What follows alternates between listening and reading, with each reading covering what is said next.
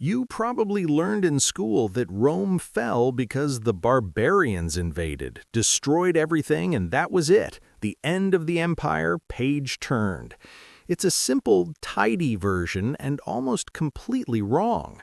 The truth about the fall of the greatest empire the world had ever seen is far more disturbing, far more complex, and honestly far more interesting than any Germanic invasion. And that is precisely why it is rarely told with the depth it deserves, because once you understand what really brought Rome down, you start to notice patterns that feel disturbingly familiar in the world today. Think about it. An empire that dominated 5 million square kilometers, sustained 60 million people, built roads, aqueducts, and a military machine that made kings tremble with fear. That empire should never have fallen. And yet it did. Not all at once, not because of a single powerful enemy, but slowly, eroded from within, betrayed by its own decisions, its own leaders, and its own economic system. The fall of Rome may be the most powerful story ever told about how great civilizations destroy themselves. And in the next few minutes, you're going to understand every detail of that story like never before. Forget what you learned, forget the movies, forget the TV series, and forget the 3-paragraph summary from your textbook. What you're about to discover is the version most people have never heard, the real version, with economic crises that still echo today, political collapses that feel like modern scripts, and decisions that forever changed the course of human history. It wasn't one day, it wasn't one battle, and it wasn't a single villain. It was a process, and understanding that process will change the way you see the world.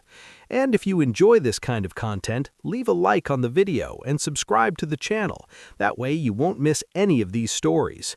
So settle in, because this story is about to begin. Rome was not built in a day, and that is not just a beautiful saying, it is a historical truth that few people stop to truly understand. At the height of its power, between the 1st and 2nd centuries AD, the Roman Empire dominated around 5 million square kilometers of territory, stretching from the sands of North Africa to the cold forests of Britain. Approximately 60 million people lived under its shadow, speaking different languages and worshiping different gods, yet all obeying the same Roman laws. It was a machine of power the world had never seen before, and perhaps has never seen since. What made Rome truly impressive was not just its size, but the engineering behind that domination. The so-called Pax Romana, the Roman peace, guaranteed nearly 200 years of relative stability, an extraordinary achievement for an ancient civilization. Roads cut through mountains and deserts connecting entire provinces. Aqueducts carried clean water to cities with hundreds of thousands of inhabitants. And trade flowed from one corner of the empire to the other with an efficiency that would only be matched many centuries later. Rome did not merely conquer, it integrated, organized, and civilized, at least according to its own standards. At the center of all this were the Roman legions, considered for centuries the most feared military force in the known world. Soldiers trained with almost brutal discipline, equipped with superior weaponry, and moving along those roads with a speed that left enemies with little time to react. It was the kind of power that made a king think twice before even whispering a word against Rome. It seemed impossible that such an empire could ever fall. And that is exactly where the story begins to become shocking, because the first blow against Rome did not come from any enemy army, it did not come from any foreign tribe, it came from within, silent and devastating, like a disease that eats away at the body before anyone even notices the symptoms. One of the greatest secrets that official history rarely explains with the clarity it deserves is this. Rome began to fall long before any barbarian crossed its borders. The Roman economy was built on 2 extremely fragile pillars, wars of conquest and slavery. As long as the legions kept advancing and bringing back new territories, new slaves, and new wealth, the system worked. It was like a machine that had to be constantly fed. The problem is that every expansion has a limit, and Rome eventually reached it. When the conquest slowed down, the domino effect was devastating. Without massive waves of new slaves arriving, cheap labor became scarce. Without new provinces being plundered, gold disappeared from the imperial treasury. The government solution? Debase the currency. In other words, reduce the amount of silver in the coins while pretending they were still worth the same. The result was brutal inflation that eroded the purchasing power of the entire population. At the same time, taxes rose so aggressively that small farmers simply could no longer pay and ended up losing their land. And this is where the story becomes even more fascinating, because what happened next shaped Europe for centuries. These ruined peasants began placing themselves under the authority of large landowners in exchange for protection and shelter, working someone else's land instead of their own. This arrangement, born from Roman economic desperation, is considered by many historians to be the seed of medieval feudalism. Rome, without realizing it, was planting the system that would eventually replace it. But if the economic crisis alone was already enough to bring Rome to its knees, what was happening at the same time in the political arena was chilling, because while the people below were growing poorer, the men in power above were busy killing one another. If the economic crisis was the slow poison that weakened Rome from within, political anarchy was the knife that accelerated its decline. Between the years 335 and 284 AD, the Roman Empire experienced one of the most chaotic periods in its history, a span of less than 50 years during which more than 20 different emperors occupied the throne. Do the math, that averages a new emperor every 2 years, and most of them did not leave power by choice. They left through assassination, often at the hands of the very soldiers who were supposed to protect them. The problem was structural and devastating.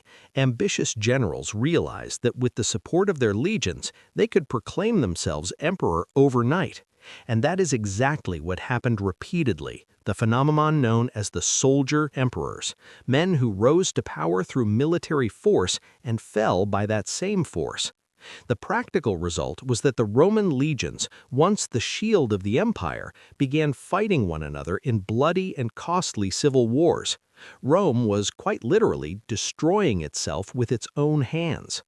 The consequences were immediate and severe. With the armies busy fighting internal struggles, the frontiers became exposed and vulnerable as never before.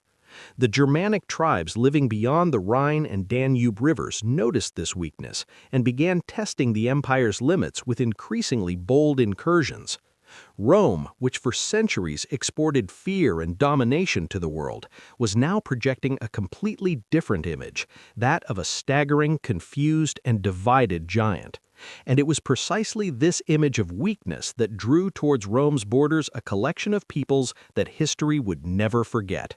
Peoples whom Rome itself grouped under a single name, without realizing that they were in reality entirely different worlds from one another. The word barbarian is one of the greatest simplifications history has ever produced.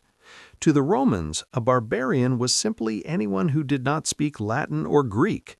The term came from the strange sound those unfamiliar languages seemed to make to Roman ears, something like bar, bar, bar. But these peoples were not a wild, shapeless mass as popular imagination often portrays them. Visigoths, Ostrogoths, Vandals, Franks, and Huns were distinct civilizations, each with their own cultures, complex leadership structures, and in many cases, a genuine admiration for the greatness of Rome.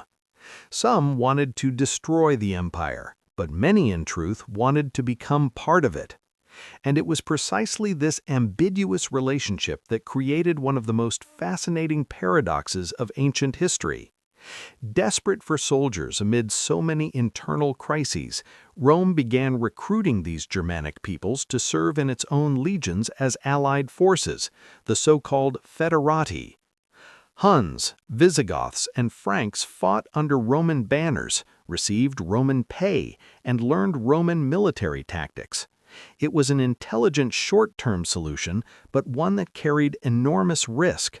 Rome was essentially training and arming those who would one day turn against it. In 378 AD, at the Battle of Adrianople, the Visigoths defeated the Roman army so devastatingly that Emperor Valens himself died on the battlefield. What followed was a sequence of events that would shake the ancient world to its foundations. In 410 AD, the Visigothic leader Alaric did the unthinkable. He sacked the city of Rome itself, something that had not happened in 800 years. In 455, the Vandals repeated the act, leaving the city shattered for the second time in less than half a century.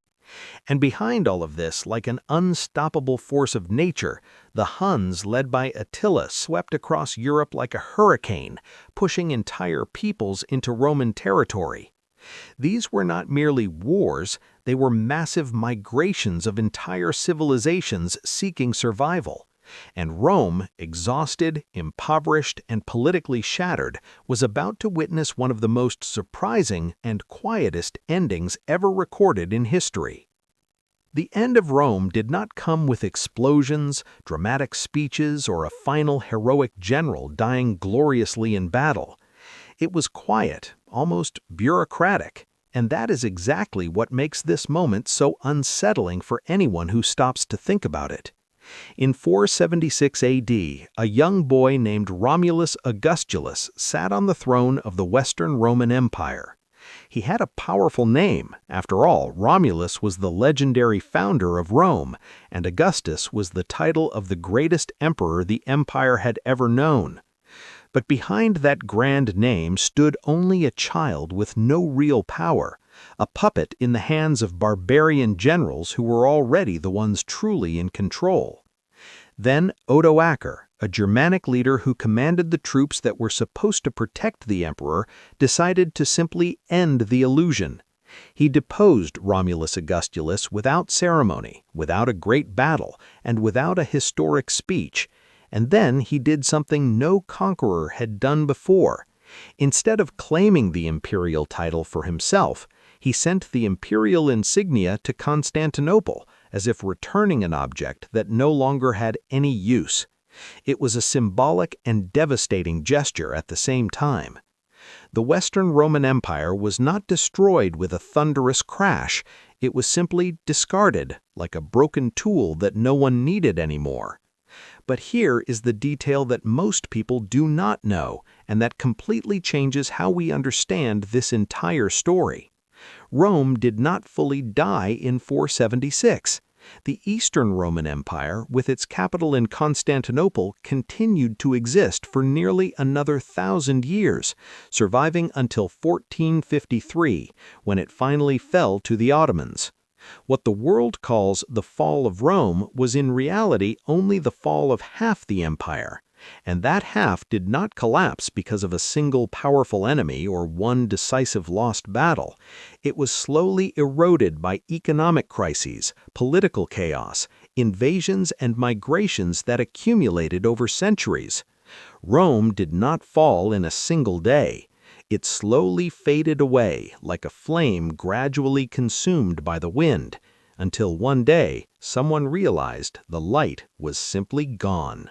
And there it is, the truth that official history has rarely told with the clarity it deserves. Rome was not brought down by barbarian armies in a single epic battle. It was slowly eroded from within, by economic crises that impoverished the population, by political chaos that destroyed trust in institutions, and by misguided decisions that opened the door to the final collapse. The greatest empire the world had ever seen did not die from a single blow. It faded away piece by piece, decision by decision, until one day there was simply nothing left to save. Now comes the question that truly matters.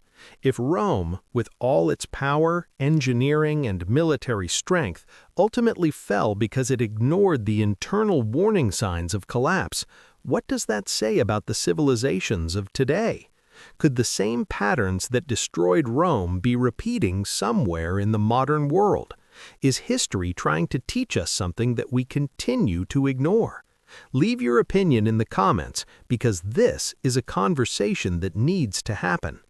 And if you made it this far, know that you just consumed a piece of content that most people will never take the time to truly understand. You now see Rome from a completely different angle, and that changes everything. But this is only one of the many stories waiting for you here on this channel. Every week there is new content diving deep into great empires, legendary battles, and the hidden secrets of history. Subscribe to the channel now and turn on the notification bell because you won't want to miss what's coming next.